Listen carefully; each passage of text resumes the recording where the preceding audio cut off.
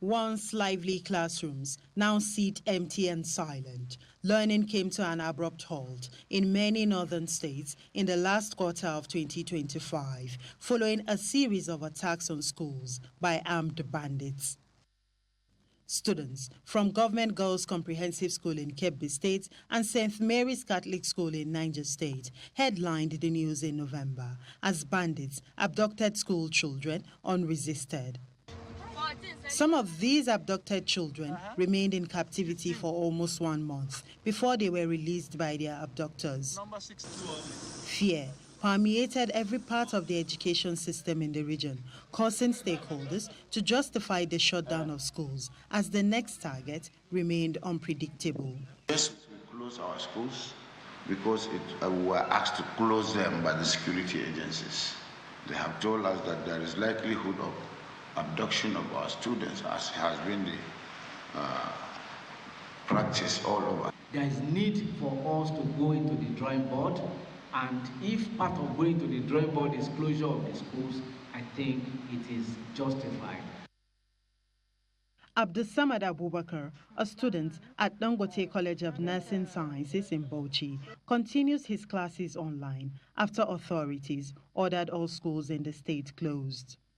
However, not all students have access to alternative learning options.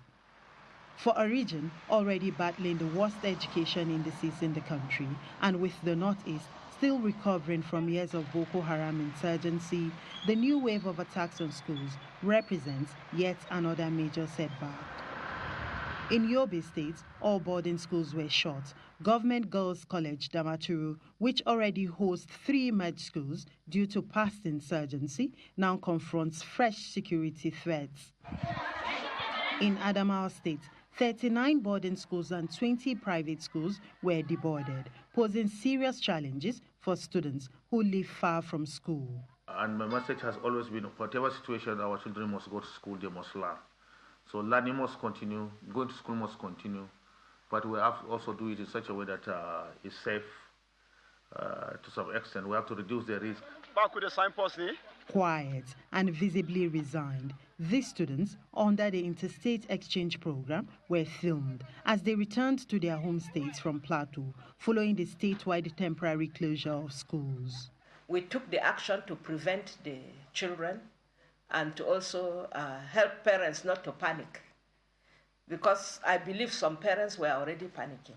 Meanwhile, schools across 4 local government areas in Kwara State were also shut, leaving many families with so much anxiety. It affects my children because they are about to start exams. Some of them are saying they will no longer go back to school because of that. If care is not taken, those that, the children that are affected, they may not be able to cope up with the pressure when they come back to cover what is left over and then to continue with their normal sessions.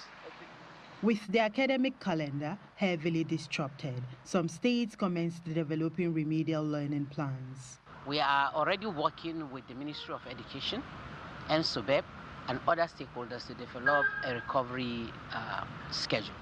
This includes adjustment of timelines, structured catch-up programs, and targeted learning support.